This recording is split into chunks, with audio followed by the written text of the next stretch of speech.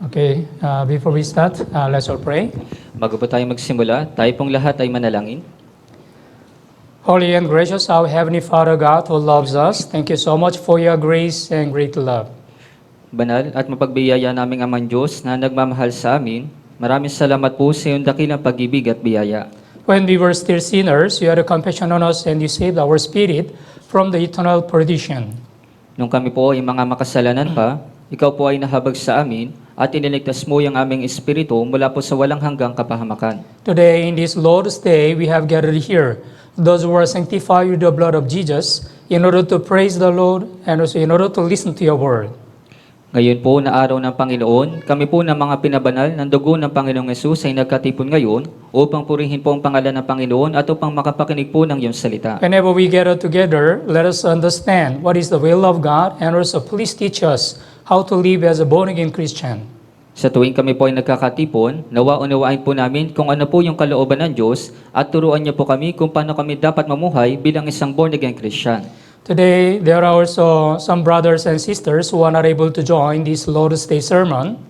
At ngayong araw po, mayroon po kami ng mga brothers and sisters na hindi po nakadalo ngayon sa aming Lord's Day sermon. Wherever they are staying now, whatever they are doing now, please help them to continue their sincere Christian life. Nasaan man po sila, anuman po yung kanilang ginagawa, nawa may pagpatuloy po nila yung kanilang tapat na buhay Kristiyano. Please make us as an instrument of the gospel so that we can be used by God continuously. Pakuusap, gawin niyo po kaming bilang instrumento ng Ebanghelyo upang kami po ay magamit ng Diyos ng patuloy. Especially we are praying for the Grand Bible Seminar in the last week of September.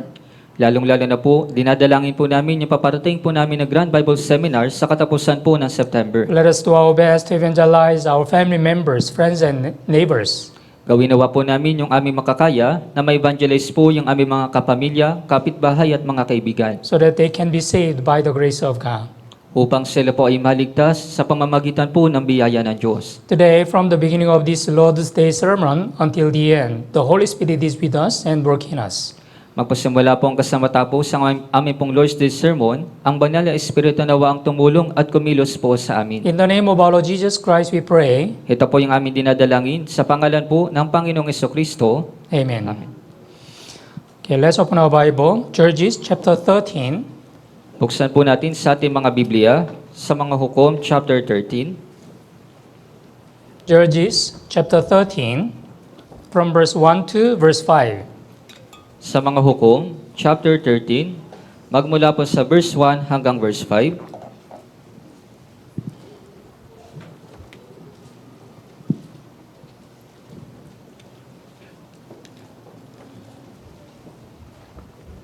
Hukom, Judges chapter 30 from verse 1 to verse 5. Babasahin ko po. Ang mga anak ni Israel ay muling gumawa ng kasamaan sa paningin ng Panginoon at ibinigay sila ng Panginoon ng 40 taon sa kamay ng mga Filisteo. May isang lalaki sa Sora mula sa lipi ng mga Danita na ang pangalan ay Manoah at ang kanyang asawa ay Baog at hindi nagkaanak.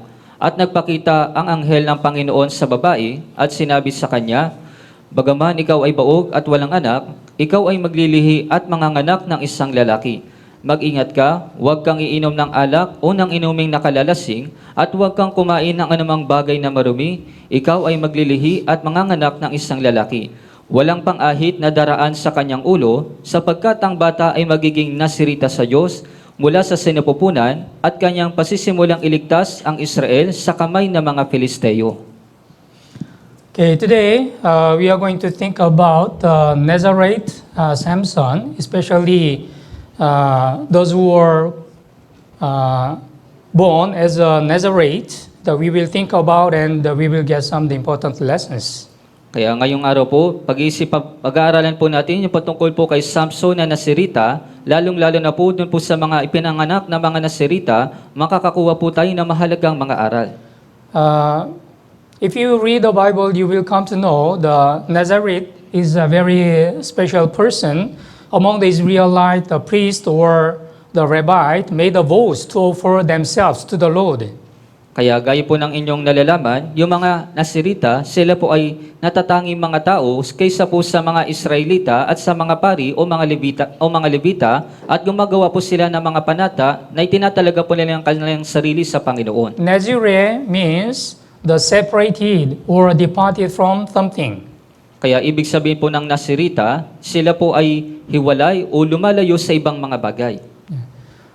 As you know well, the original word of the church, the ecclesia, it is also same meaning, right? They are separated from this world. They are called from this world. Gaya po ng inyong nalalaman, yung salita pong church, ito po ay nagmula sa salitang eklesya, na ang ibig sabihin po ay inihiwalay mula po dito sa sanlibutan. So we can say the Nazareth who made a boast to offer himself to the Lord through his lives. Kaya masasabi po natin na yung isang Nasirita, sila po ay gumagawa ng panata upang italaga yung kanilang sarili sa Panginoon. There are important laws of the Nazareth. They had to keep these three important things. Number one, they should be separated from the wine or any similar drink.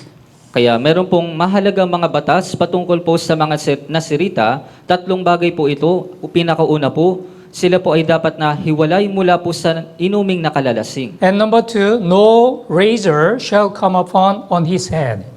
At pangalawa, wala pong pang-ahit na daraan po sa kanyang ulo. Yeah, as you know well, the Samson, he had a long hair. He did not cut his hair because Nazareth, no razor shall come upon on his head. Gaya po ng inyong alam, si Samson, mahaba po yung kanyang buhok at bawal pong dumaan at wala pong pang-ahit na daraan po sa kanyang ulo. And number three, you shall not go near close to a dead body, corpse. At pangatlo po, wag kang lalapit mula sa mga bangkay o doon po sa mga patay. Yeah, so this is the important laws of the Nazareth. Kaya ito po yung mga mahalagang mga batas ng mga Nasirita. If you read the Bible, you will come to know there is a perfect Nazareth appeared in the Bible. Kaya kung babasahin po ninyo yung Biblia, meron pong perpektong Nasirita na inilagay po na halimbawa dito po sa Biblia. Of course, who is Jesus Christ. Siyempre po, ito po si Heso Kristo. Yeah, Jesus Christ was the perfect Nazareth. Kaya si Heso Kristo, siya po yung perpektong Nasirita. Yeah, first, he was really separated from any kind of sins. Kaya pinakauna, siya po ay hiwalay mula po sa kahit na anumang kasalanan. Please mark here Judges chapter 13. Let's open our Bible, Hebrews chapter 4. Kaya pakimarkahan po itong Hukom chapter 13. Buksan po natin sa Hebreo chapter 4. Hebrews chapter 4, verse 15. Sa Hebreo chapter 4, dito po sa verse 15.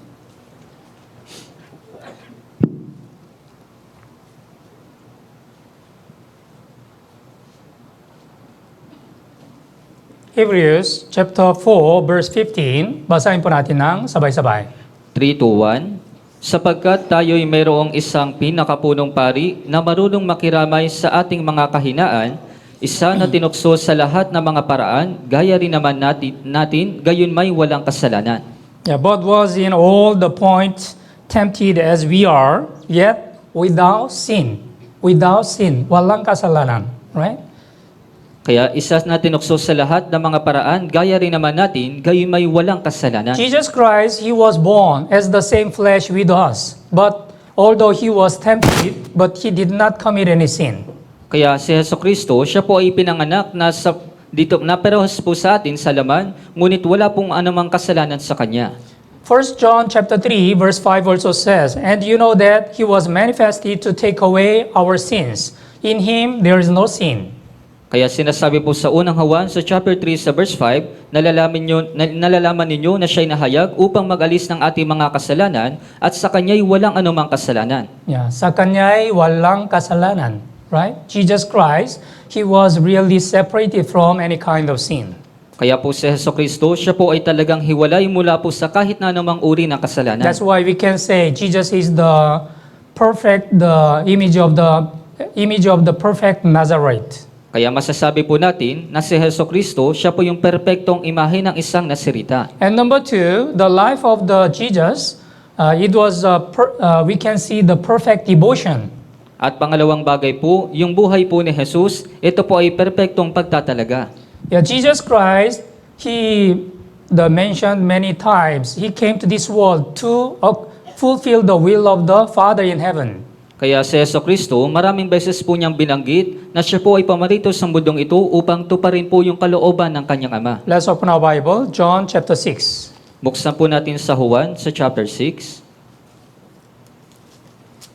John chapter 6, verse 38 and 39. Sa Juan chapter 6, magmula po verse 38 hanggang 39.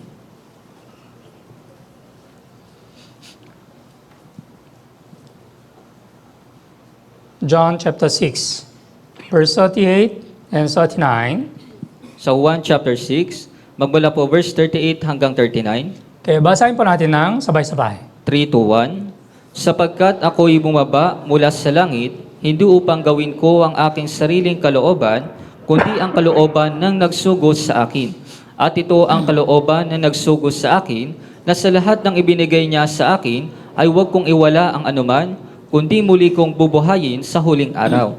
Yes, Jesus said, I have come down from heaven, not to do my own will, but the will of Him who sent me. Right? The God sent the Jesus Christ in order to accomplish the will of God. Kaya isinugo po ng Diyos si Jesucristo upang tuparin po yung kalooban ng Diyos. So whenever we look at the life of the Jesus Christ, we can understand He completely obeyed to the will of the Father God. Kaya sa tuwing pagmamasdan po natin yung buhay po ni Jesus, makikita po natin na lubos po siyang sumunod sa kalooban po ng Ama. Before Jesus Christ, He was crucified on the cross. The night He prayed, He kneeled down and then prayed earnestly. At the time, He prayed like this, please pass this cup from me, but not my will, but you will. Kaya bago po ipako si Jesus doon po sa krus, sa kinagabihan, siya po ay lumuhod at nanalangin po siya ng ganito, Ama, kung maaari sana, lumampas sa akin ang kopang ito, ngunit hindi ang ayon sa kalooban ko, kundi ang ayon sa kalooban mo. Jesus had the same flesh with us. That's why He also did not want to receive such kind of the sufferings. Kaya si Jesus, meron po siyang parehong katawan na kagaya po sa atin, kaya ayaw din po niya na maranasan yung ganong pagdurusa. But He obeyed to the will of the Father in order to fulfill the will of the Father. Pero siya po ay sumunod doon po sa kalooban ng Diyos upang matupad po yung kalooban ng Ama. Yeah, whenever we look at the lives of the Jesus Christ, we can understand Jesus Christ, He devoted Himself perfectly. Kaya sa tuwing pagmamasdan po natin yung buhay po ni Jesus, makikita po natin na perpekto po niyang itinalaga yung kanyang sarili. If you read the Leviticus chapter 1, there is the burnt offering. Kaya kung titinan po ninyo sa Levitico chapter 1, naroon po yung handog na sinusunog. Among the 5 offerings appeared in the Leviticus from chapter 1 to chapter 5, the first offering is the burnt offering. Kaya doon po sa 5 paghahandog na ipinakita, doon po sa Levitico chapter 1 hanggang sa chapter 5, yung pinakauna po dito ay yung handog na sinusunog. Burnt offering explains the perfect devotion or perfect sacrifice of the Jesus Christ. Kaya yung handog po na sinusunog, ito po'y kumakatawan sa perpektong pagtatalaga o perpektong sakripisyo ni Jesucristo. Yeah. Our born-again Christian also, we should take after life of Jesus Christ. Kaya yung ating din po mga born-again Christian, dapat po nating tularan yung buhay po ni Jesucristo. As Jesus Christ offered Himself to Father God, we also should offer ourselves to the Lord. Kaya kung paanong inaalay ni Jesus yung kanyang buhay para sa Diyos, dapat din po nating ialay yung ating mga sarili sa Panginoon. Yeah, that's why the Romans chapter 12 verse 1 said, you present your bodies as a living sacrifice. Kaya sinasabi po sa Roma chapter 12 sa verse 1, na inyong ialay ang inyong katawan bilang isang handog na buhay. Yeah. When we really offer ourselves to the Lord, our Lord shall be pleased. Kung talagang inaalay po natin yung ating mga sarili sa Panginoon, ang Diyos po ay malulugod. And Jesus Christ accomplished the God's will through the complete obedience.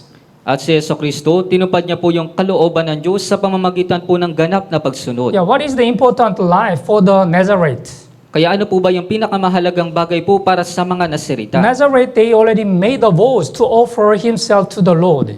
Yung Nasirita, gumawa na po sila ng panata na iaalay po nila yung kanilang sarili sa That Panginoon. means he will obey to the word of God completely. Ibig sabihin po nito, sila po ay lubos na susunod sa salita po ng Diyos. Let's open our Bible. John chapter 17. Buksan po natin sa Juan chapter 17.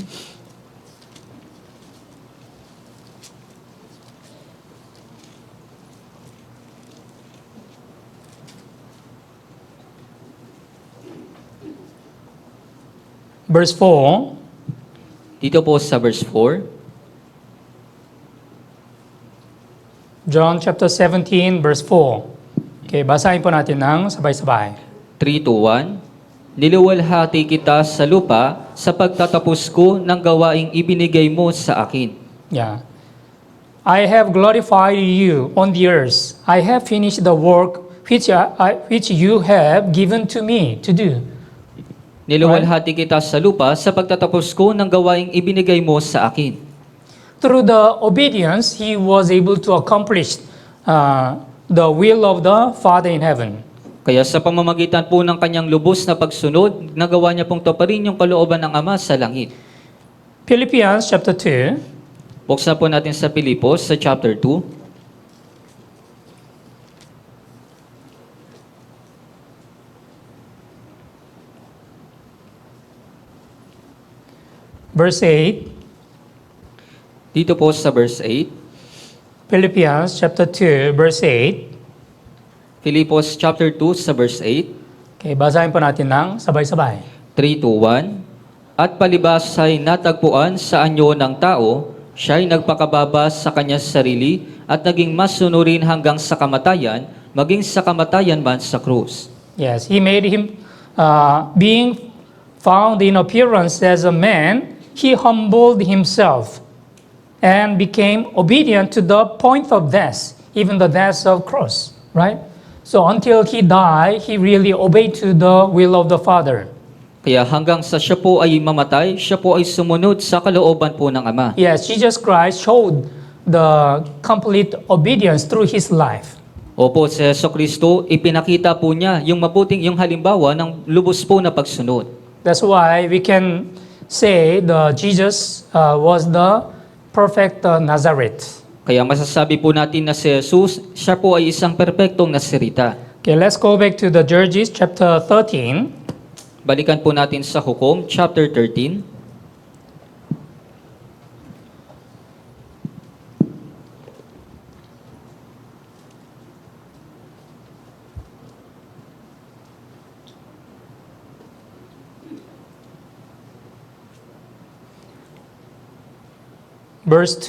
From verse 1 to verse 3. Magmula po sa verse 1 hanggang verse 3. Again, babasahin ko po. Ang mga anak ni Israel ay muling gumawa ng kasamaan sa paningin ng Panginoon at ibinigay sila ng Panginoon ng 40 taon sa kamay ng mga Filisteo. May isang lalaki sa Sora mula sa lipi ng mga Danita na ang pangalan ay Manoah at ang kanyang asawa ay baog at hindi nagkaanak. At nagpakita ang anghel ng Panginoon sa babae at sinabi sa kanya, bagaman ikaw ay baog at walang anak, ikaw ay maglilihi at manganganak ng isang lalaki. Yeah. When the Israel, they were ruled by the Philistine. Yeah, of course, they suffered because of the Philistine. Kaya ng panahon po na pinalibutan po sila ng mga Filisteo, yung mga Israelita, syempre po sila po ay nagdusa dahil po sa mga Filisteo. At that time, there was the one man among the Israelites, Manoah, but his wife was barren. She was not able to have any baby. Kaya ng mga oras po na yun, mayroon pong isang lalaki na nagngangalang pong Manoah, pero yung kanya pong asawa ay baog at hindi po siya nagkaanak. Verse 3, and the angel of the Lord appeared to a woman of the Lord, appeared to the woman and said to her, indeed now you're barren, but have borne no children, but you shall conceive and bear a son. Pero dito po sa verse 3, at nagpakita ang anghel ng Panginoon sa babae at sinabi sa kanya, bagaman ikaw ay buog at walang anak, ikaw ay maglilihi at manganganak ng isang lalaki. Yeah, Manoah and then his wife, they were not able to have any baby. It was not possible. But suddenly, angel appeared and then told them, you shall conceive and bear a son.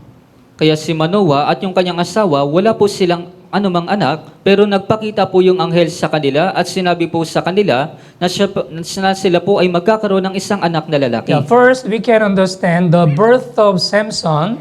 It was very special birth, unlike other people, ordinary people. Kaya pinakauna po, dapat po nating maintindihan na si Samson, siya po ay ipinanganak ng natatangi kaysa po sa mga ordinaryong mga tao. Of course, there was an important reason why God allowed Samson to be born in Israel.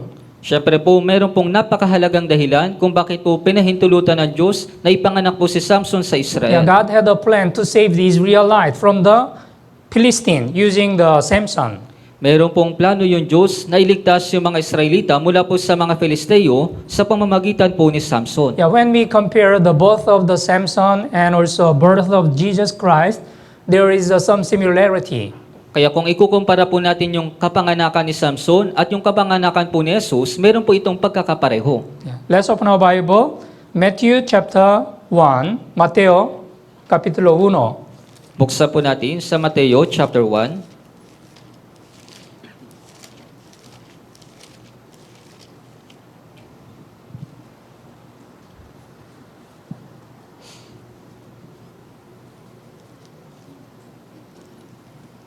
Verse 21, Dito po sa verse 21, Mateo chapter 1, verse 21. Mateo chapter 1 sa verse 21, Okay, basahin po natin ng sabay-sabay. 3 to 1, Siya'y manganganak ng isang lalaki at ang pangalang itatawag mo sa kanya ay Jesus sapagkat ililigtas niya ang kanyang bayan sa kanilang mga kasalanan. Yeah, as you know well, before Jesus Christ, he was born 700 years ago. It was already prophesied through the prophet Isaiah. Gaya po ng inyong nalalaman, bago pa po isinilang si Jesus, 700 years na po yung nakakalipas, ito po ay naipropesiya na ni Propeta Isaías. Isaiah chapter 7, verse 14 says, Behold, the virgin shall conceive and bear a son. Kaya doon po sa Isaías chapter 7 sa verse 14, narito isang birhen ang maglilihi at manganganak ng isang lalaki. All the people, we are the descendant of Adam. We have received the seed of man. That's why we were born as a sinner. Kaya lahat po ng mga tao, tayo po ay nanggaling sa inapo, tayo po ay mga inapo ni Adan, meron po tayong binhi ng lalaki, kaya nga po tayo po ipinanganak na makasalanan. But Jesus Christ, he was conceived by the Holy Spirit. Pero si Jesucristo, siya po ay pinaglihi ng Espiritu Santo. And Jesus was born without any sin. At si Jesucristo po ay ipinanganak ng walang anumang kasalanan. And the angel said that his name shall be called Jesus, for he will save his people from the sins. At sinabi po ng anghel sa kanila, ang pangalang itatawag mo sa kanya ay Jesus, sapagkat ililigtas niya ang kanyang bayan sa kanilang mga kasalanan. Yeah, the meaning of the name, Jesus, that is the Savior, right? Kaya ibig sabihin po ng pangalan ni Jesus, ito po ay tagapagligtas. Tama Yes. po? Jesus Christ came to this world to save sinners. Opo, si Jesus ay pumarito sa mundong ito upang iligtas ang mga makasalanan. Yeah, Samson also, he was born to save the Israelite from the Philistine. Kaya maging si Samson, siya rin po ay ipinanganak upang iligtas po yung mga Israelita doon po sa mga Filisteo. Okay, let's go back to Judges chapter 13. Balikan po natin sa Hukom, chapter 13.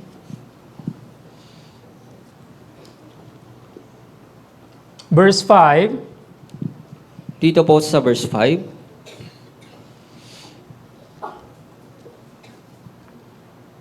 Judges, Hukom, chapter 13, verse 5. Basahin po natin ng sabay-sabay. 3 to 1, Ikaw ay maglilihi at manganganak ng isang lalaki, walang pang-ahit na daraan sa kanyang ulo, sapagkat ang bata ay magiging nasirita sa Diyos mula sa sinapupunan at kanyang pasisimulang iligtas ang Israel sa kamay ng mga Filisteo. Yeah. So, especially the Samson, he was born to save the Israelite from the Philistine. Kaya lalong-lalo na po si Samson, ipinanganak po siya upang iligtas yung Israel sa mga Filisteo. And Bible clear said, for the child shall be a Nazareth to God from the womb. So it was very special. He was born and he was also specially chosen Kaya ito po ay natatangi na si Samson, siya po ay ang bata po ay magiging nasirita sa Diyos mula sa sinapupunan. Yeah. As I already explained, there are three important laws Nazareth must keep. Kaya gaya po ng aking ipinaliwanag, meron pong tatlong mahalagang mga batas na dapat pong tuparin ng mga nasirita. Yeah, verse 4, now therefore please be careful not to drink wine or similar drink. Dito po sa verse 4, mag-ingat ka, huwag kang iinom ng alak o ng inuming nakalalasing. And not to eat anything unclean. At huwag kang kumain ng anumang bagay na marumi. And verse 5, for behold, you shall conceive and bear a son, and no razor shall come upon his head. At sa verse 5, ikaw ay maglilihi at manganganak ng isang lalaki, walang pang-ahit na daraan sa kanyang ulo. Yeah. So, God already commanded what the Samson he really had to keep to bear the Nazareth.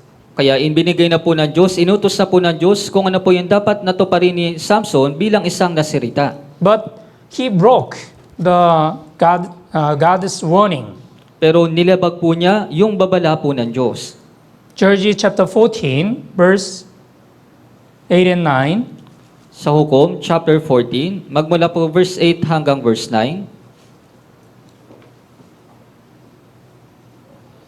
Judges chapter 14, verse 8 and 9. Sa Hukom, chapter 14, magmula po sa verse 8 hanggang verse 9. Babasahin ko po. Pagkaraan ng ilang panahon, ay bumalik siya upang pakasalan ang babae, at siya'y lumiko upang tingnan ang bangkay na leyon. May isang kawan ng pukyutan at may pulot sa loob ng katawan ng leyon. Dinukot niya ito ng kanyang kamay at humayo na kumakain habang siya'y lumalakad. Siya'y pumunta sa kanyang ama at ina at sila'y binigyan niya ito at sila'y kumain ito. Ngunit hindi niya sinabi sa kanila na kanyang kinuha ang pulot sa bangkay ng leyon. Yeah, first, the God prohibited the Nazareth to Samson not to eat anything which is unclean. Kaya pinakauna po, ipinagbabawal po ng Diyos sa nasirita na huwag po silang kakain ng anumang bagay na marumi. But he ate the honey from the dead lion. Pero kumain po siya ng pulot doon po sa patay na leyon. Yeah, it was unclean things. Kaya ito po ay bagay po na marumi. Yeah. And also, if you read the Bible, you will come to know honey, actually, it does not have the good meaning in the Bible. At kung babasahin nyo rin po yung Biblia, sa katunayan po, yung pulot, hindi po maganda yung kahulugan nito dito po sa Biblia. Especially according to the Leviticus chapter 2, there is the grain offering, and then in the grain offering, God prohibit not to put the honey or leaven.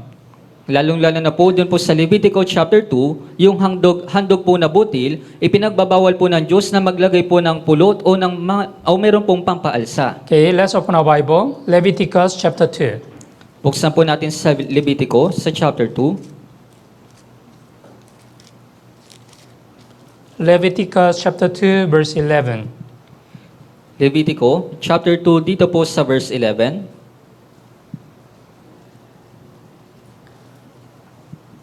Okay, verse 11, basahin po natin ng sabay-sabay. 3, 2, 1. Alinmang butil na handog na ialay ninyo sa Panginoon ay gawin ninyong walang pampaalsa. Huwag kayong magsusunog ng anumang pampaalsa ni ng anumang pulot bilang handog na pinaraan sa apoy para sa Panginoon. Yeah, here, you shall burn no leaven or any honey in any offering to the Lord. So God did not allow to put any honey or leaven in the offering of God. Kaya hindi po ipinahintulot po ng Diyos na maglagay po ng anumang pulot o ng anumang pampaalsa doon po sa paghahandog sa Panginoon. Yeah, as you know well, the leaven implies the sin, right? The leaven is the sin in the Bible. And then honey implies the human's emotion or human's feeling. Gaya po ng inyong nalalaman, yung pampaalsa, ito po ay kumakatawan sa kasalanan dito po sa Biblia, at yung pulot naman po, ito po ay kumakatawan sa emosyon po o pakiramdam ng tao. Yeah, as you know well, honey is very sweet.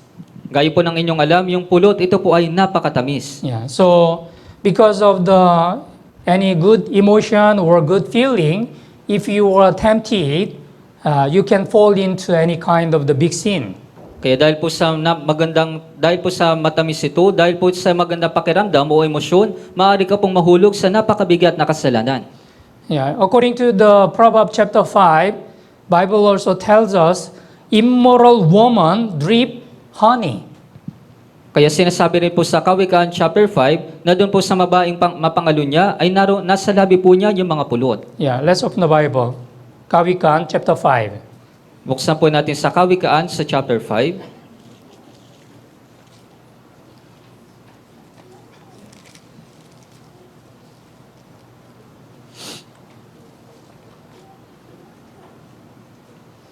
Verse 3 and 4. Magmula po verse 3 hanggang 4. Kawikaan chapter 5, verse 3 and 4. Basahin po natin ng sabay-sabay. 3 to 1. Sapagkat ang mga labi na mapangalo niyang babae sa pulot ay tumatagas at ang kanyang pananalita kay sa langis ay madulas, ngunit mapait na gaya ng halamang lason sa bandang wakas, tabak na may dalawang talim ang siyang kasintalas. Yeah, the lips of an immoral woman drip honey. Huh? It looks like a very sweet and then very attractive at the first time. But what will happen? But in the end, she is bitter as a warm wood, sharp as a two-edged sword. That means finally you shall be killed. Kaya sinabi po, sapagkat ang mga labi na mapangalo niyang babae sa pulot ay tumatagas, kaya para mukha po itong matamis at nakakaakit, pero sa huli, ano pong yung mangyayari? Ngunit mapait na gaya ng halamang lason sa badang wakas, tabak na may dalawang talim ang siyang kasintalas, ibig sabihin, ikaw po ay mamamatay. Yeah. Usually, young people, they can be easily tempted by the other, boyfriend or girlfriend. Kaya kadalasan po sa mga tao, mabilis po silang natutukso ng mga boyfriend o kaya po ng girlfriend. Yeah, while they are having a relationship, it looks like a very good. But should remember that is the Satan's plan to destroy our Christian life. Kaya sa una po, mukha po itong maganda, pero dapat po natin tandaan, ito po ay plano ni Satanas upang sirain yung buhay Kristiyano. Yeah, if you are attracted by the human's emotion or human's relationship, your Christian life can be destroyed. Kaya kung ikaw po ay maakit ng emosyon po ng tao o ng relasyon po ng tao, ikaw po ay wawasakin ito ni Satanas yung iyong buhay Kristiyano. Yeah. And Samson,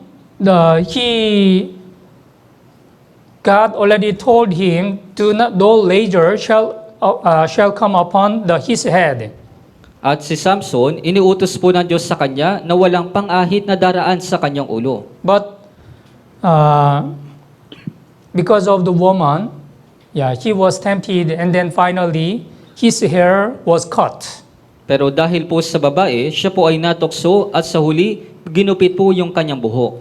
Let's open the Bible, Judges chapter 16. Buksan po natin sa Hukom sa chapter 16.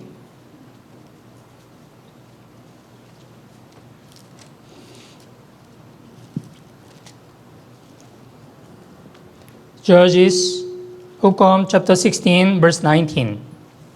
Sa Hukom, chapter 16, dito po sa verse 19.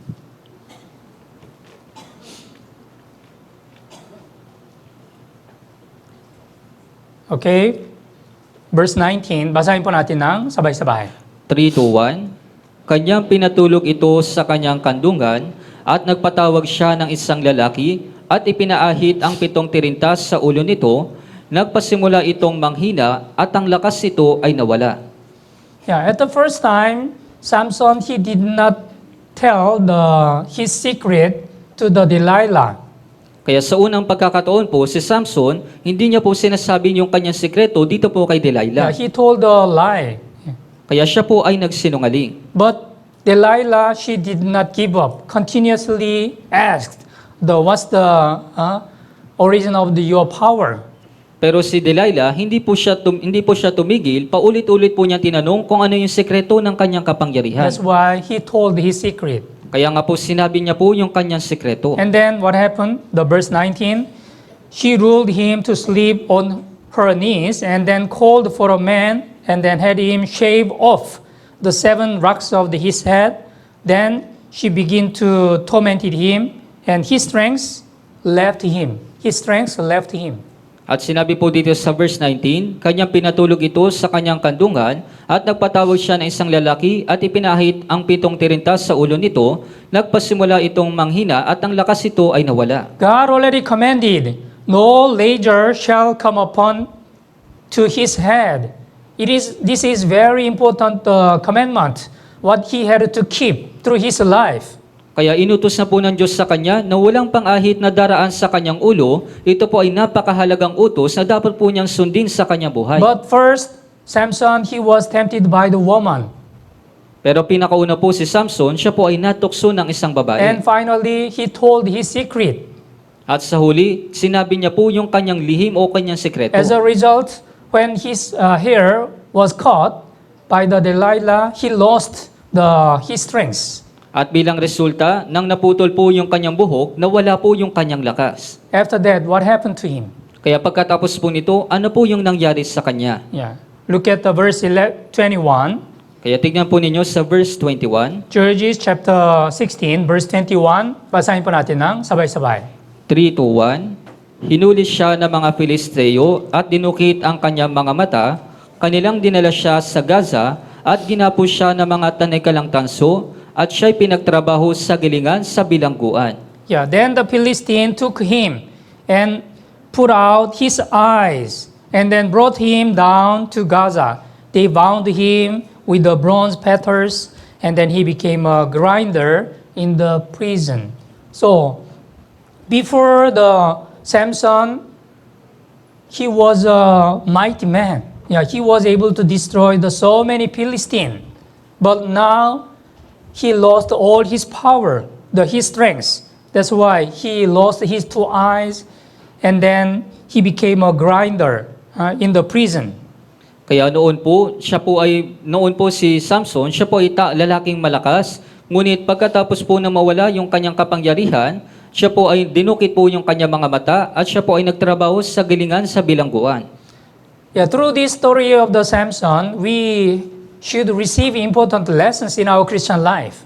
Kaya sa pamamagitan po ng kwento dito po ni Samson, dapat po tayong makakuha ng aral sa ating pong mga buhay Kristiyano. Why Samson lost his strength? Bakit po ba nawala yung kapangyarihan ni Samson? Yeah, first he did not obey to the God's word. He broke the God's word. Pinakauna, hindi po siya sumunod sa salita po ng Diyos, nilalabag po niya yung utos ng Diyos. God commanded him, no ledger shall come upon his head, but his hair was cut. Kaya inutos po ng Diyos sa kanya, walang pang-ahit na daraan sa kanyang ulo, pero binutol po yung kanyang buhok. Of course, first he was tempted by the woman. That's why he also lost his hair. Siyempre po, pinakauna, siya po ay natukso ng isang babae, kaya nawala po yung kanyang buhok. Yeah, our born-again Christian also same.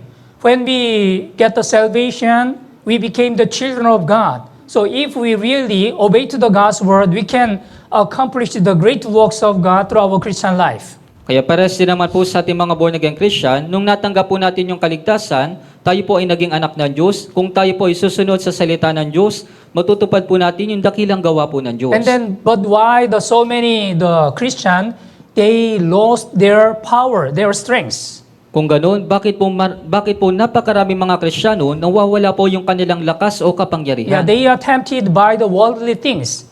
Sila po ay natutukso ng mga makamundong mga bagay. Yeah, Bible says, John chapter 2, verse 15, do not love the world or the things. If you love the things, the love of Father is not in you. Kaya sinasabi po sa unang Juan, chapter 2 sa verse 15, huwag ninyong ibigin ang sanlibutan ni ang mga bagay na nasa sanlibutan. Ang pag-ibig ng Ama ay wala sa sinumang umiibig sa sanlibutan. Many of the born-again Christian, they love this world too much. That's why they will lose their power. They cannot receive any of the strength from God. Kaya napakarami po mga Kristiyano, sila po ay labis na minamahal nila yung makamundong mga bagay, kaya nga po nawawala po yung kanilang kapangyarihan, yung kanilang lakas. And when they are really tempted, they will also break the God's word. They will not disobey. They will disobey to the God's word.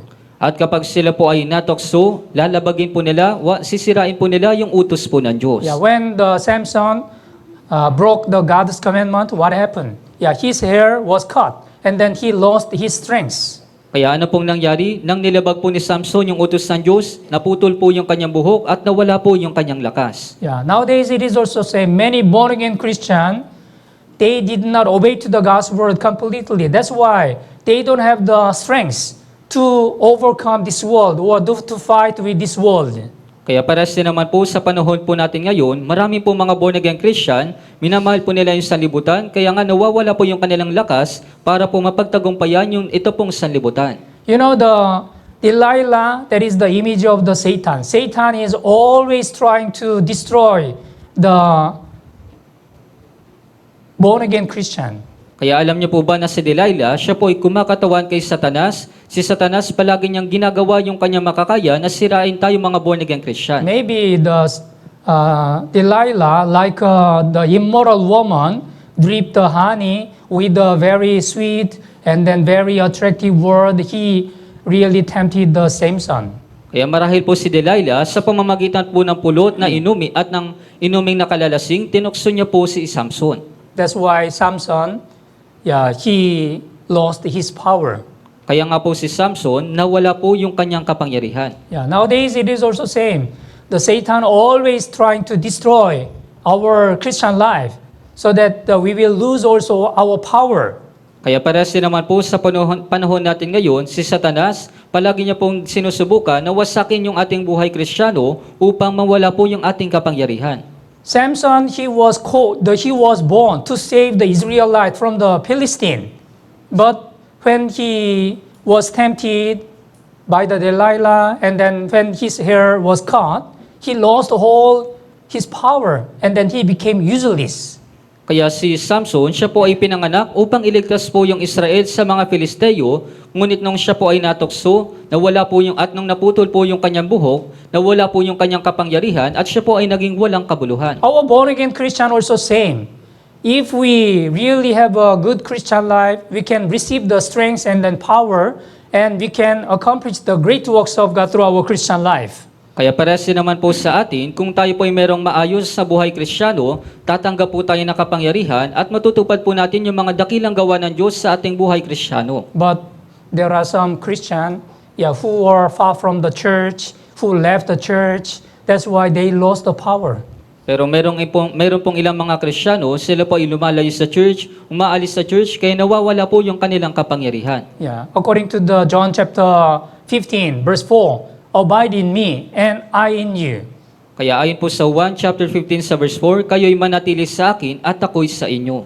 Yeah, if the branch does not attach on the vine, it cannot bear any fruits. Kung yung sanga ay hindi po nakakabit doon po sa puno ng ubas, hindi po ito magbubunga. Yeah, we should remember why our Lord Jesus Christ commanded to abide in Him, abide in the true church. Kaya dapat po nating tandaan kung bakit po inuutos ni Jesus, kung bakit dapat tayo manatili sa tunay na church, manatili sa Kanya. Yeah. Let's open the Bible, John chapter 15. Buksan po natin sa 1 sa chapter 15.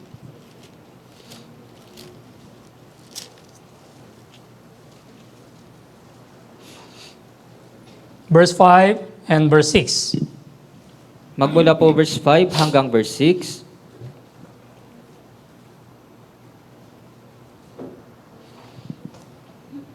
John chapter 15, verse 5 and verse 6. Basahin po natin ng sabay-sabay. 3-1. Ako ang puno ng ubas, kayo ang mga sanga, ang nananatili sa akin at ako'y sa kanya, ay siyang nagbubunga ng marami. Sapagkat kung kayo'y hiwalay sa akin, ay wala kayong magagawa. Kung ang sinuman ay hindi manatili sa akin, siya'y itatapong katulad ng sanga at matutuyo, at sila ay titupunin at ihahagis sa apoy at masusunog. Jesus said, I am the vine, you are the branches. He who abides in me and I in him bears much fruits. For without me you can do nothing. Yeah, it is very clear, right? As you know well, in case of the branch, the must attach on the vine so that the branch will grow, they will receive the water and the nutrition, and it will grow and bear the fruits. Kaya malinaw po itong sinasabi, gaya po ng inyong nalalaman, yung sanga, dapat po ito nakakabit doon po sa puno upang ito po ay lumago at makatanggap po ng tubig at siya po ay magbubunga. For without me, you can do nothing. Yeah, this is the word of Jesus. Sapagkat kung kayo'y hiwalay sa akin ay wala kayong magagawa, ito po yung sinabi ni Jesus. When we really abide in Jesus Christ, we can receive the spiritual strength. And also, we can accomplish the will of God through our Christian life. Kung tayo po ay mananatili kay Jesucristo, tayo po ay tatanggap ng espiritual na kalakasan at matutupad po natin yung dakilang gawa ng Diyos. Yeah. And verse 6, if anyone does not abide in me, he is cast out as a branch, and it is withered, and then they gather them and throw them into the fire, and they are burned. At dito po sa verse 6, kung ang sinuman ay hindi manatili sa akin, siya itatapong katulad ng sanga at matutuyo, at sila ay titupunin at ihahagis sa apoy at masasunog. Yeah, of course, this fire, it does not mean the eternal hell. Yeah, it means like a withered branch will be useless and then it will become useless. Kaya syempre po yung apoy po dito, hindi po ito tumutukoy doon sa impyerno, kundi ito pong sanga na natuyo, ito po ay magiging walang pakinabang. Truly born-again Christian, our salvation cannot be lost. Tayo po mga tunay na born-again Christian, yung kaligtasan po natin ay hindi nawawala. Satan cannot deprive of our salvation. Si Satanas, hindi niya po kayang agawin sa atin yung ating kaligtasan. But Satan can destroy our Christian life. Pero si Satanas, kaya niya pong sirain yung ating buhay Kristiyano. Yeah, Samson, he was born with a great man. But when he lost his strength and his power, he became useless. Kaya si Samson, siya po ay pinanganak na isang dakilang tao, pero nung nawala po yung kanyang kapangyarihan, siya po ay naging walang pakinabang. Our born-again Christian also same. Yeah. When we are truly born again, we became the children of God, and also we were able to accomplish the great works of God. Kaya parehas din naman po sa atin, nung tayo po ay naipanganak na muli, tayo po ay naging anak ng Diyos at matutupad po natin yung dakilang gawa ng Diyos. But if you are far from the church, and if you left the church, you will lose all the power. Pero kung lalayo ka po sa church, aalis ka po sa church, mawawala po yung lahat ng inyong kapangyarihan. Yeah. Let's go back to Judges chapter 16. Kaya balikan po natin sa Hukom, chapter 16.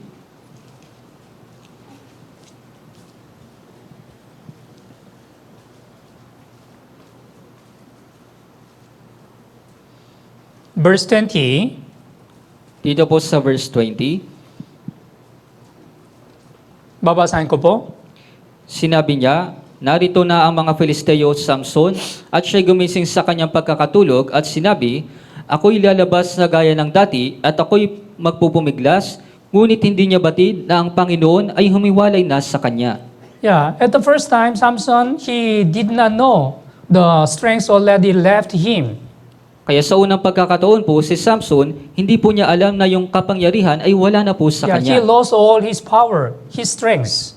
Kaya nawala po yung lahat ng kanyang lakas at kapangyarihan. Yeah, this is the problem. Sometimes the born-again Christian, after they left the church, although they became useless, they do not know their spiritual condition and then their situation. Kaya ito po yung problema, yung ilan pong mga Kristiyano, kapag sila po ay umalis sa church, kahit na sila po ay wala ng pakinabang, hindi po nila alam na wala na po silang lakas o kapangyarihan. Yeah. We should know the born-again Christian. For the born-again Christian, that is the discipline from God. Kaya dapat po nating malaman na yung tayong mga born-again Christian, ito po ay disiplina mula sa Diyos. If you really become the useless man after you leave the church, that is the discipline also from the God. Kaya kung ikaw po ay magiging taong walang pakinabang, pagkatapos mo pong umalis sa church, dapat mo pong malaman na ito rin po ay disiplina mula sa Diyos. Yeah. Before Samson, he was a great man, but now he became very miserable person Kaya when noon, he lost all his strengths. kaya noon po si Samson, isa po siyang dakilang tao, pero ngayon isa na po siyang miserable at wala na po siyang kapangyarihan o lakas. But later, Samson, he repented his sin. Pero kalaunan po si Samson, siya po ay nagsisi sa kanyang kasalanan. Let's open the Bible, Judges chapter 16, Tingnan po natin sa Hukom sa chapter 16. verse 28. Dito po sa verse 28. From verse 28 to 30, babasahin ko po. Pagkatapos ay tumawag si Samson sa Panginoon at sinabi, O Panginoong Diyos, idinadalangin ko sa iyo na alalahanin mo ako at idinadalangin ko sa iyong palakasin mo ako na minsan na lamang, O Diyos, upang maipaghiganti kong minsan sa mga Filisteo ang aking dalawang mata. Si Samson ay umawak sa dalawang gitnang haligi na kinasasaligan ng bahay at inihilig ang kanyang mga bigat sa mga iyon, ang kanyang kanang kamay sa isa at ang kanyang kaliwa sa kabila. Sinabi ni Samson, hayaan mo akong mamatay na kasama ng mga Filisteo. Ibinuhos niya ang kanyang buong lakas at ang bahay ay bumagsak sa mga pinuno at sa lahat ng mga taong nasa loob. Sa gayoy, ang mga namatay na kanyang pinatay sa kanyang kamatayan ay higit kaysa pinatay niya noong siya'y buhay pa. Yeah, Samson, he really repented his sin, and then he was recovered. God restored his strength. That's why, verse 30, so the dead that he killed at his death were more than he had killed in his life. Before he died, he was able to kill much more the Philistine than in his lives. Kaya si Samson siya po ay nagsisi at pinanumbalik po ng Diyos yung kanyang lakas. Kaya nga po dito sa verse 30, sa gayoy ang mga namatay na kanyang pinatay sa kanyang kamatayan ay higit kaysa pinatay niya noong siya'y buhay pa. Yeah, through this story also, we can understand when he really repented his sin and then recovered, God restored his strength. Kaya dapat po nating malaman, dito po sa kwento na ito, nung nagsisi po si Samson, napanumbalik po ng Diyos yung kanyang kalakasan. Yeah, so of course, there was some mistake in the life of the Samson. But if you read the Bible, Samson also was written in the chapter of the faith, the Hebrew chapter 11. Kaya syempre po si Samson, mayroon po siyang pagkakamali, pero si Samson, yung kanya pong pangalan ay nakasulat doon po sa kapitulo ng pananampalataya sa Hebrew chapter 11. Important things.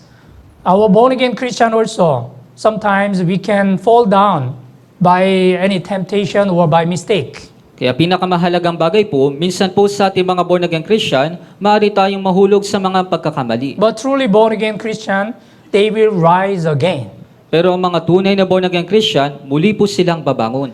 Proverbs 24, Sa Kawikaan 24, Sa Kawikaan po, 24.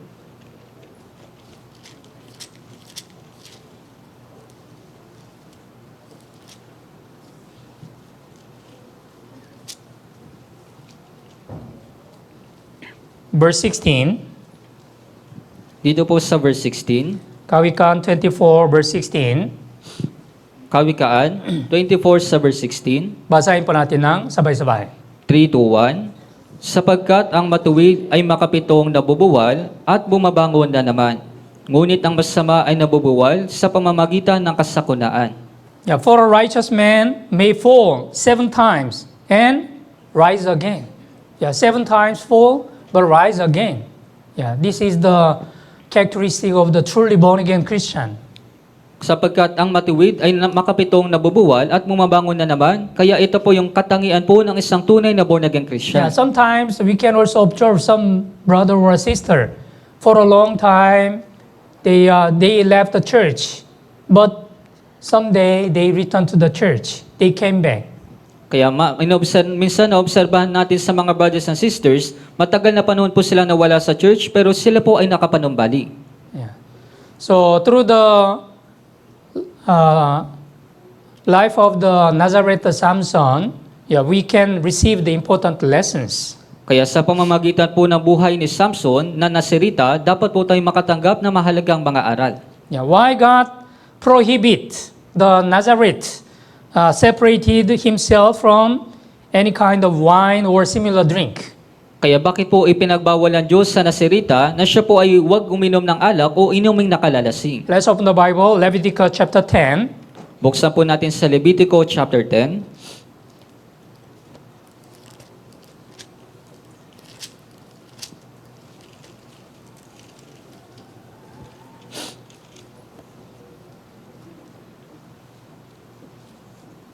Verse 9.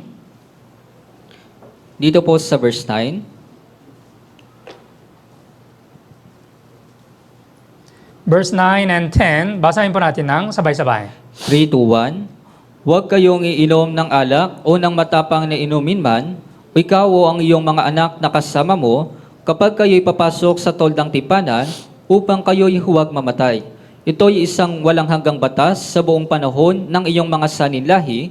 Inyong lalagyan ng pagkakaiba ang banal at ang karaniwan, ang marumi at ang malinis. Yeah, this is also important conduct the prescribed for the priest. So in case of the Aaron and then his children as a priest, you shall not drink or any wine or intoxicating drink. Kaya ito po isang mahalagang alituntunin para po sa mga pari, sa kaso po ni Aaron at ng kanyang mga anak, huwag kayong iinom ng alak o ng matapang na inumin man. Yeah, that you may distinguish between holy and unholy, between the unclean and clean, right? So when the people they are drunken, yeah, they cannot distinguish what is right or what is wrong. Kaya po kapag mayroon pong taong lasing, kapag sila po ay nalasing, hindi po nila malaman kung ito po ba ay tama o mali. And when they are drunk also, they are the much more possibility to commit sins. At kapag sila po ay nalasing, mas mataas po yung posibilidad na sila po ay makagawa ng kasalanan. Yeah. In the days of the Isaiah, many of the Israelites, they were seeking the wine. They wanted to drink wine. Kaya sa kaso po ni Isaías, marami po mga tao, hinahanap po nila yung alak. That's why there was the God's warning. Woe to the people who are seeking the wine from the morning. Kaya nga yung Diyos, sila po ay nagbigyang babala sa kanila, kahabag-habag ang mga tao na naghahanap ng mga matapang na inumin. Isaiah chapter 5. Sa Isaías po, sa chapter 5, Isaiah chapter 5, sa Isaías chapter 5, verse 11 and 12. sa verse 11 po hanggang verse 12, Isaiah chapter 5, verse 11, verse 12. Basahin po natin ng sabay-sabay. 3, 2, 1. Kahabag-habag sila na bumabagong maaga sa umaga upang sila'y makasunod sa nakalalasing na inumin na nagpupuyat hanggang sa kalaliman ng gabi, hanggang sa mag-alab ang alak sa kanila, sila'y may lira at alpa, pandereta at plauta, at alak sa kanilang mga kapistahan, ngunit hindi nila pinahalagahan ang mga gawa ng Panginoon o minasdan man nila ang gawa ng kanyang mga kamay. Yeah, as you know well, the drunkard or alcoholic addict, they are always seeking the drinks. Kaya gaya po ng inyong nalalaman, yung mga lasing, yung mahilig po sa alak, palagi po nilang hinahanap yung mga alak. But here, woe to those who rise early in the morning that they may follow intoxicating drink. The woe to, they shall be cursed. Pero sinabi po dito, kahabag-habag sila na bumabangong maaga sa umaga upang sila'y makasunod sa nakalalasing na inumin, sila po ay susumpain. And verse 12, they are only focused, they are preparing everything. They are preparing the wine and the meat for their feast and the musical instrument. At pangalawang bagay po, sumunod na bagay, inihahanda po nila yung napakaraming bagay, yung alak, yung karne at yung mga instrumento. But what's the problem? They did not consider, they do not regard the work of the Lord, nor consider the operation of His hands. Pero ano po yung problema? Ngunit hindi nila pinahalagahan ang mga gawa ng Panginoon o minasdan man nila ang gawa ng kanyang mga But they kamay. did not have any interest in the works of God. Kaya wala po silang anumang interes sa mga gawa po ng Diyos. Our born-again Christian also, we have a much interest in the worldly things or the physical pleasure in this world. But if we don't have any interest in the works of God, that's a really big problem. Kaya parehas din naman po sa ating mga born-again Christian, kung meron po tayong interes dito po sa makasanibutang mga bagay, kaysa po sa gawain ng Diyos, ito po ay malaking problema. Yeah. This world, those who are not saved, they will be easily drunk by the wine. Kaya dito po sa mundo, mabilis po silang, yung mga hindi po ligtas, mabilis po silang nalalasing ng alak. because they are seeking the physical pleasure or enjoyment in this world. Dahil hinahanap po nila yung mga makasanibutan o mga bagay po na kasiyahan dito sa mundo. But our born-again Christian is different. We should be filled with the Holy Spirit. Pero ang ating po mga born-again Christian, dapat po tayo na maging iba, dapat po tayong mapuno ng Espiritu Santo. Ephesians chapter 5. Sa Efeso po sa chapter 5,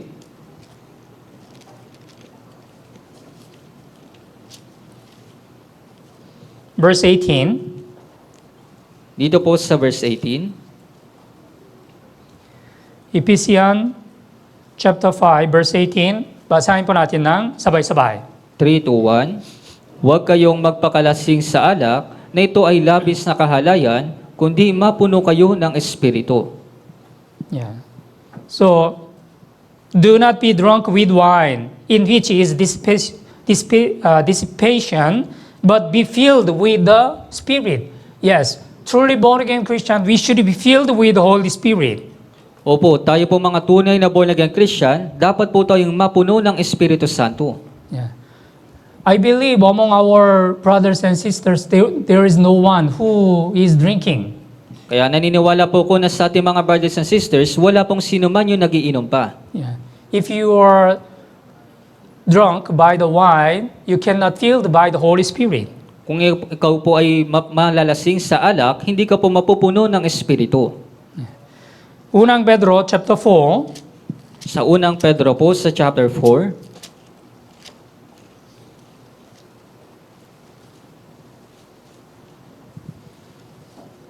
verse 3. dito po sa verse 3,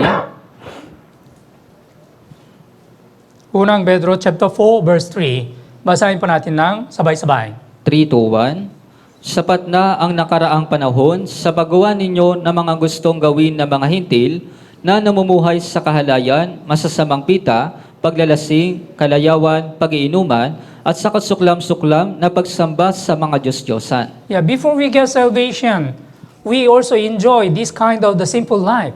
But what the Bible says, sapan na. Huh? It is enough. Huh? We already had to spend what committed the sin before we get salvation. Kaya bago po natin matanggap yung kaligtasan, tayo ina-enjoy din natin yung ito pong makasalanang buhay, pero ano pong sinasabi ng Biblia, sapat na ang nakaraang panahon sa paggawa ninyo ng mga gustong gawin ng mga hintil. Yeah, verse 2, Unang Pedro chapter 4, verse 2, basahin po natin ng sabay-sabay. 3, 2, 1, Upang hindi na kayo mamuhay sa laman sa inyong nalalabing panahon sa masasamang pagnanasa ng mga tao, kundi sa kalooban ng Diyos. Yeah. So, we should remember why God saved us first from the eternal destruction. Kaya dapat po nating tandaan kung bakit po tayo yung unang iniligtas ng Diyos mula po sa walang hanggang pagkawasak. We should be separated from this world, and also we should use ourselves as an instrument of gospel to accomplish the will of God through our Christian life. Dapat po tayong maihiwalay mula po dito sa salibutan at dapat po tayo na magamit bilang instrumento po ng Diyos para po sa kalooban upang matupad po yung kalooban ng Diyos. And also, there is an important reason why God commanded the Nazareth, no razor shall come upon his head.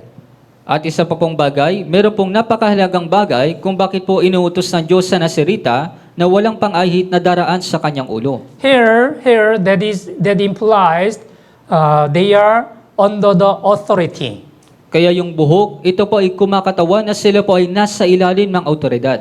In the early churches, the women they are wearing the cover on their head. Kaya sa mga sinaunang iglesia, sa sinaunang church, yung mga kababaihan, meron po silang saplot sa kanilang ulo. But nowadays, most of the women they don't wear any coverings on her hair Pero sa panahon po natin ngayon, yung mga kababaihan, wala na pong pantakipas sa kanilang mga buhok. because Bible says the long hair will be substitute for the covering. Dahil sinasabi po ng Biblia na yung mahabang buhok, ito po yung kapalit para po dun sa pagtatakip. Yeah. Unang Korinto chapter 11, Sa unang Korinto po sa chapter 11,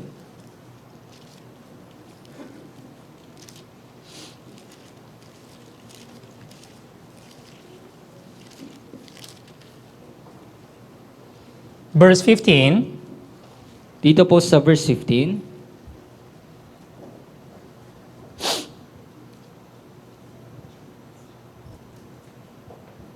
Unang Korinto chapter 11 verse 15. Basahin po natin ng sabay-sabay.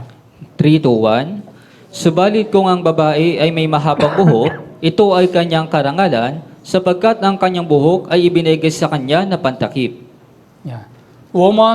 If a woman has a long hair, it is a glory to her, for her hair is given to her for a covering, right?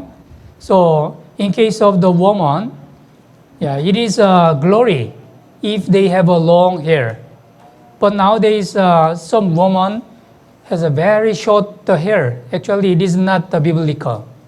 Kaya sa katunayan po sa panahon natin ngayon, yung ilang po mga kababaihan, meron na po silang maikling buhok, pero yung buhok po ay yung mahabang buhok, ito po ay karangalan sa kanila.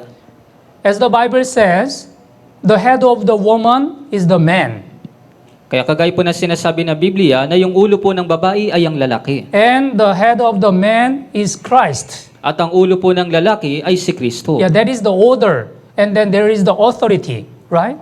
Kaya naroon po yung kaayusan at meron po dong autoridad. Yeah. It was setting by God. That's why we should follow this authority. Kaya iniayos po ito ng Diyos, kaya nga po dapat po natin sundin yung itong autoridad na ito. And the one more thing, you shall not go near close a dead body. At isa pa pong mahalagang bagay, huwag kang lalapit sa bangkay. So as you know well, the death came because of the sin. Gaya po ng inyong nalalaman, yung kamatayan po ay dumating dahil po sa kasalanan. So when the man committed a sin, there was the wrath from God and also judgment. Kaya nung nagkasala po yung tao, dumating po yung puot at yung paghuhukom po ng Diyos. Let's open the Bible with 90. Buksan po natin sa awit 90.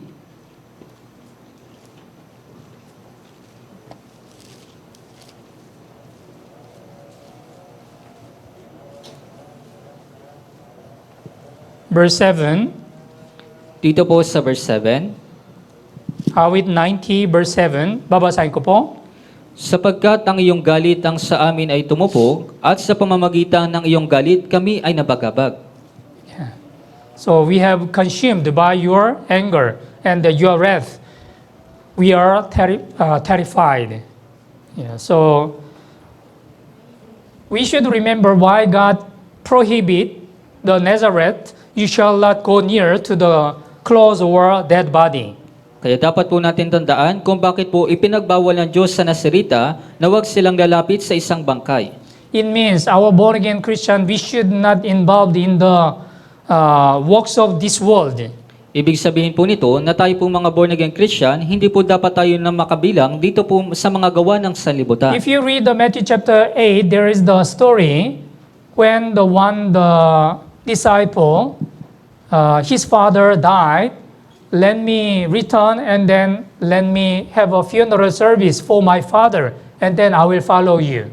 Kaya kung maaalala po ninyo, doon po sa 1 sa chapter 8, naroon po yung isang kwento kung saan yung isang lalaki, sinabi po niya na hayaan mo munang ilibing ko yung bangkay ng aking ama at susunod ako sa iyo. But at the time, Jesus told him, follow me and let the dead bury their own dead. Pero ng mga oras po na yun, sinabi sa kanya ni Jesus, sumunod ka sa akin, hayaan ninyong ilibing ng mga patay ang kanilang bangkay. Matthew chapter 8.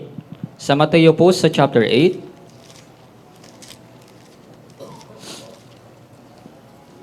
Matthew chapter 8.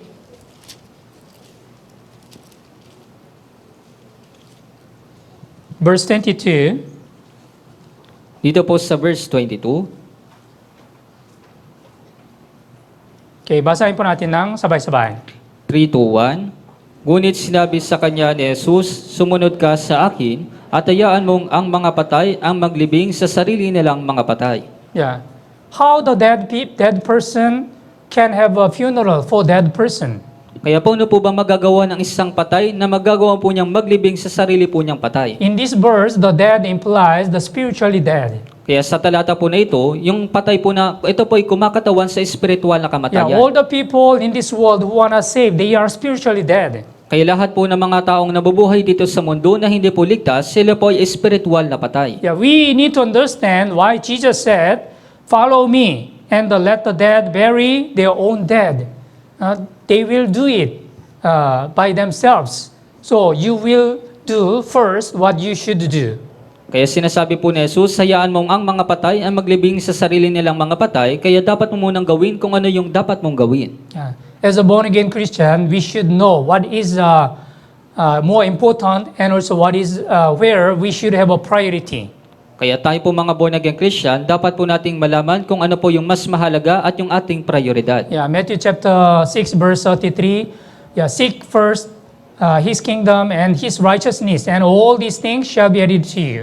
Kaya sa Mateo chapter 6 sa verse 33, ngunit hanapin muna ninyo ang kanyang kaharian at ang kanyang katwiran, at ang lahat ng mga bagay na ito ay pawang idadagdag sa inyo. Yeah. Okay, so today, according to this Judges chapter 13, through the story of the Nazareth Samson, we have received the important lessons in our Christian life. Kaya ngayong araw po, dito po sa Hukom chapter 13, sa pamamagitan po ng kwento ni Samson na Nazarita, nakakawa po tayo ng mahalagang aral sa ating mga buhay Kristiyano. Yeah, Samson, he was born as a mighty man, great man, in order to save the Israelite. But when he was tempted by the woman, he lost all his strengths and he became useless. Kaya si Samson, siya po ay ibsinilang bilang isang malakas at dakilang tao, ngunit nung siya po ay natukso, nawala po yung kanyang lakas at kapangyarihan at naging wala po siyang pakinabang. Our born-again Christian also, yeah, we became the children of God. That's why we can accomplish the great works of God through our Christian life. Kaya tayo rin po mga born-again Christian, tayo po ay naging mga anak po ng Diyos, kaya nga po magagawa po nating tuparin yung mga dakilang gawa ng Diyos sa ating buhay Kristiyano. But if we lose power, if we lose the strength, we shall become useless. Pero kung mawawala po tayo ng kapangyarihan o ng lakas, hindi tayo po ay magiging walang pakinabang. So I really pray all of our brothers and sisters, you shall keep yourself from the temptation of the Satan. Kaya ako po ay talagang nananalangin na sa ating mga brothers and sisters, iingatan po ninyo yung inyong sarili mula po sa tukso ni Satanas. As God commanded Samson to keep the laws of the Nazareth, we also should obey to the God's word.